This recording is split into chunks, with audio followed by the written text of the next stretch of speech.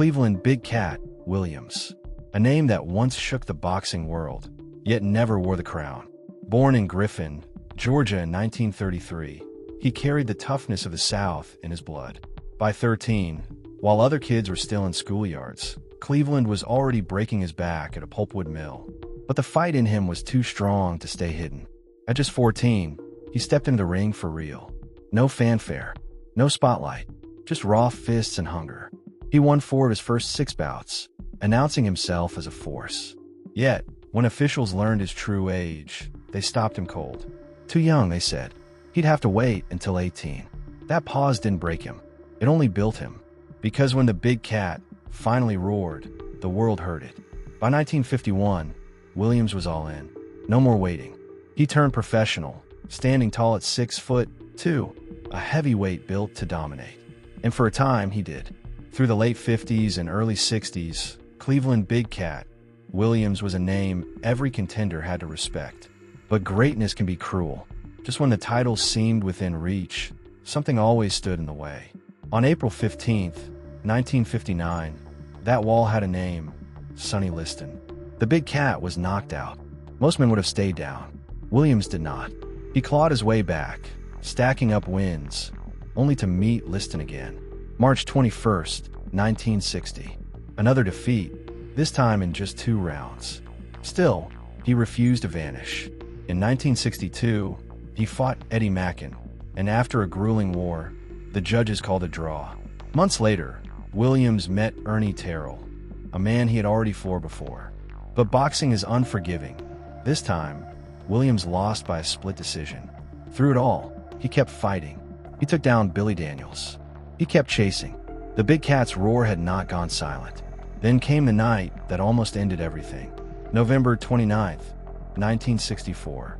Houston, Texas. Cleveland Big Cat Williams was pulled over by Highway Patrolman Dale Whitten. The officer claimed he was speeding.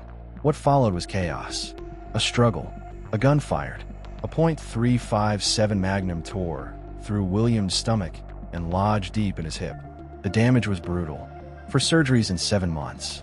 His right kidney gone. 10 feet of his small intestine gone. His hip shattered, muscles paralyzed, nerves dead. His left leg began to wither.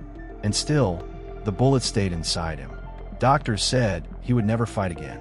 Yet as he lay in that hospital bed, broken but breathing, the Big Cat refused to surrender. His manager came. Even Sonny Liston came to visit. They knew what Cleveland meant to the fight game. When he finally stood again, it was with scars that could never heal. A fine of $50 and a brief jail stay followed the case. But the real punishment was his body. Half the man he used to be, yet somehow still burning to fight. Even the patrolman who shot him came before the Ollie fight, shook his hand, and wished him luck. No hard feelings, they both said. But deep inside, Williams cared it all. The bullet had stolen more than 17 months of his career. 60 pounds gone from his frame. His body scarred. His strength drained. But the Big Cat refused to vanish. On a Texas cattle ranch, he rebuilt himself the hard way, tossing 80-pound bales of hay every day, sweating, grinding, clawing his way back to the fighter he once was. By February 8, 1966, the crowd in Houston rose to its feet. Cleveland Williams was back. In the very first round, he crushed Ben Black, and the ovation thundered. The Big Cat had roared again.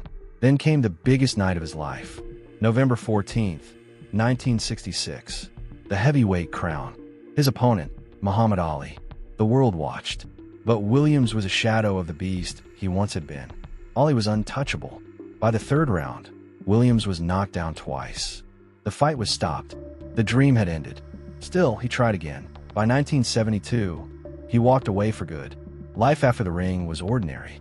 A forklift truck driver. A quiet man carrying the weight of what could have been. Then, in 1999, tragedy struck once more. A hit and run in Houston. 1 week later, Cleveland Big Cat Williams was gone. 66 years old. He rests today in Paradise North Cemetery. Not as a champion on paper, but as a legend in spirit. One of the greatest heavyweights never to wear the crown. When the gloves finally came off, Cleveland Big Cat Williams had left behind a record that spoke louder than words. 82 wins, 62 by knockout, 13 losses, 2 draws. Numbers that told the story of a man who could end a fight with a single punch.